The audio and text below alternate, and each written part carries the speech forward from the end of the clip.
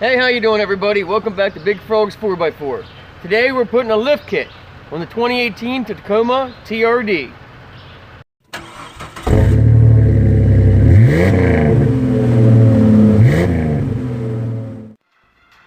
Alright, to do the rear, you have to remove the lower bolts on the shocks, the U-bolts on the axle, and the ABS wire. Let's start with those first. ABS is a 12 millimeter.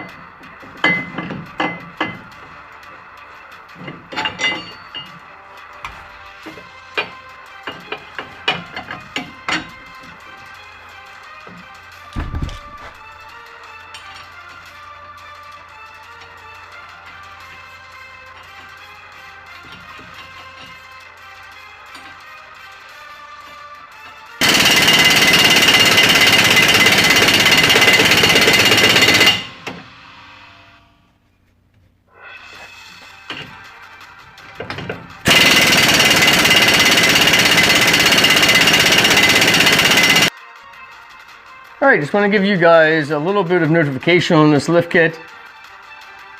All the hardware is good. Make sure that you put your lift blocks in properly. Measure them if you need to. The smaller side of the lift block goes towards the front of the truck. The wider side goes towards the rear. The instructions are not clear on that.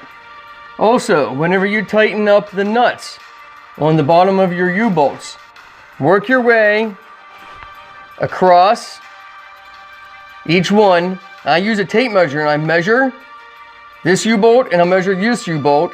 As you're torquing these down with your torque wrench, make sure that you have an even amount drawn up on each side. So take your tape measure and measure from the nut to the end of the bolt, and do not torque just one side and torque the other side. You're gonna work your way back and forth, corner to corner, work your way all the way around each of these several times until you hit the proper torque spec on each corner. Again, do not draw one all the way up and then go to the next one. I'm going to work a little bit on each one all the way around. It takes more time, but it's a better way to do it. When you drop the axle, make sure you take this bolt out for your brake lines, and you'll have to bend this up just a little bit. And then when you drop the axle down, it'll give it plenty of slack into the brake line. Also, you want to loosen this up and take this bolt out, and that way there's plenty of slack in your ABS wire right here when you drop the axle. This is not, I want to be clear about this lift kit. This is really for a looks style lift kit, maybe some light off-roading, but it is not for a heavy off-road use. Reason being, your shock is limiting how far the axle drops.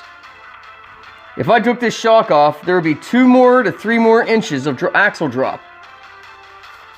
If you took the shock off, or if you put extensions on the shock, it would overstretch your brake line. So you would have to have a spacer up here at your brake line, which would not be hard to do. You could just get a piece of square-inch steel tube and put a longer bolt with the same threads down through, and that would raise it up 2 inches. And the metal line, you would just bend a little bit for 2 inches. The shocks, I don't know if anybody makes a drop bracket for the upper part of the shock, but that would be hard to make either. And you could get 2 more inches of drop for off-road out of this just by dropping the shock upper mount down 2 inches and then raising up your wire mounts 2 inches.